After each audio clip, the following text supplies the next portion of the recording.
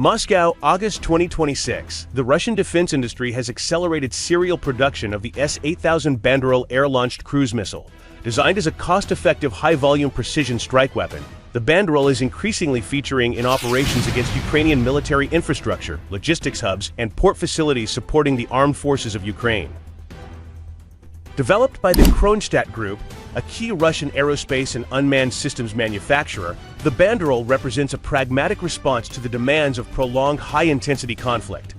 Russian military analysts describe it as a hybrid system combining attributes of a cruise missile and a loitering munition, optimized for mass employment while maintaining sufficient accuracy and speed to challenge enemy air defenses. The S-8000 Banderol measures approximately 5 meters in length, with a wingspan of about 2.2 meters and a fuselage diameter of 30 centimeters. Powered by a compact turbojet engine, it achieves cruising speeds in the range of 500 to 560 kilometers per hour and maximum speeds approaching 650 kilometers per hour. Its operational range is assessed at up to 500 kilometers, enabling launches from secure positions well behind the line of contact.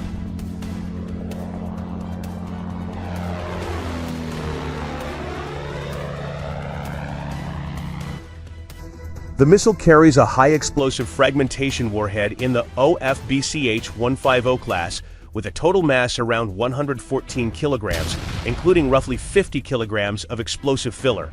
This payload is sufficient for engaging soft and semi-hardened targets such as command posts, ammunition depots, fuel storage, railway junctions, and coastal infrastructure. Navigation relies on a combination of satellite guidance and an autonomous backup system, allowing the weapon to maintain course even under electronic warfare conditions. Its flight profile typically involves altitudes between 400 and 2,000 meters, descending to lower levels in the terminal phase while executing tight maneuvers, requiring as little as 2.5 kilometers for a 180-degree turn that complicate interception. A defining feature of the Banderol is its emphasis on affordability and producibility. By incorporating commercially available components where appropriate and streamlining manufacturing processes, unit costs are estimated well below those of traditional heavy cruise missiles such as the KH-101. This approach allows Russian forces to saturate air defense networks, force the expenditure of expensive interceptor missiles, and sustain pressure on critical nodes without depleting high-value inventories.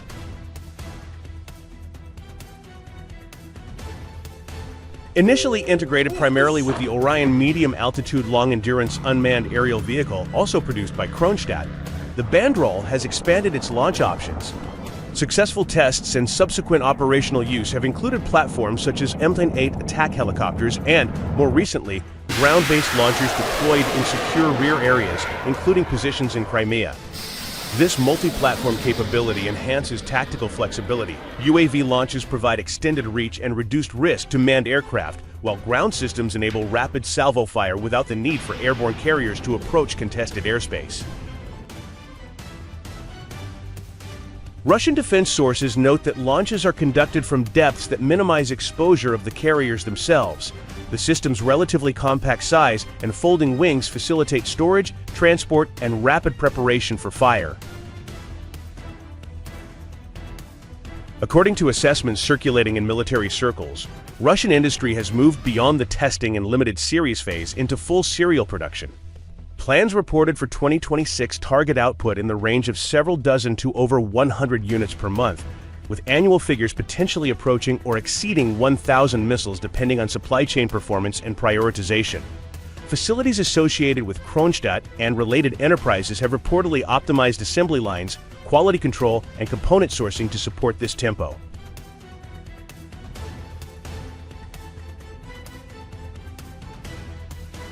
This ramp-up occurs against the backdrop of broader efforts to expand domestic defense manufacturing capacity. Western sanctions have been met with parallel import networks, substitution programs, and creative engineering solutions that keep critical production lines running. The Banderol exemplifies the shift towards smart mass, weapons that deliver meaningful effects at a fraction of the cost of legacy precision munitions, allowing sustained operational pressure over months and years.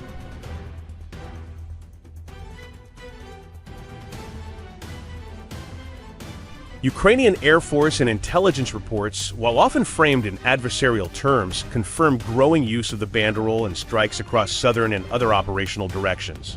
Targets have included port infrastructure in the Odessa and Mykolaiv regions, logistics terminals, cargo facilities, and other objects assessed by Russian command as contributing to the sustainment of Ukrainian forces. In several recent combined attacks involving drones, cruise missiles, and other assets, Banderols have featured as part of mixed packages designed to overwhelm layered defenses. From the Russian perspective, these strikes form part of a systematic campaign to degrade the enemy's ability to receive Western military aid, maintain supply lines, and project power. The missile's speed exceeds that of many propeller-driven one-way attack drones, reducing the effectiveness of certain low-cost interceptor systems, while its maneuverability and flight profile force defenders to allocate higher-end surface-to-air missiles. In combination with other systems, the Banderol contributes to attreating Ukrainian air defense stocks and creating windows for higher-value munitions.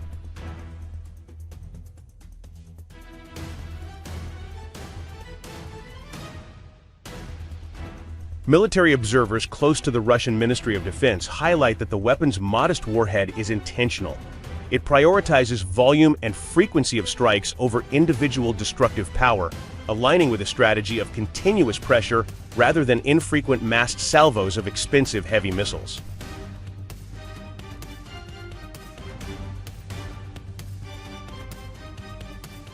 As production scales, further refinements are expected. Improved navigation resilience, refined terminal guidance, and expanded launcher options are logical next steps.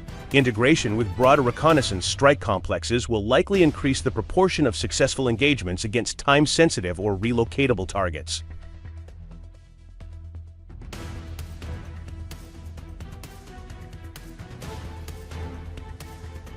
The coming months will reveal the full impact of elevated production rates. Should monthly output approach or exceed planned figures, the frequency and density of Banderol employment can be expected to rise correspondingly. For Russian forces conducting the special military operation, this represents a tangible enhancement of long-range precision strike capacity achieved through industrial discipline, engineering pragmatism, and operational necessity.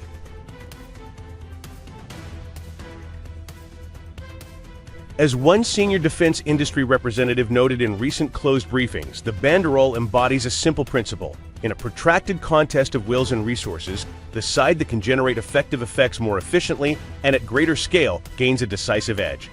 Russia's current production trajectory for this system indicates a clear commitment to that principle.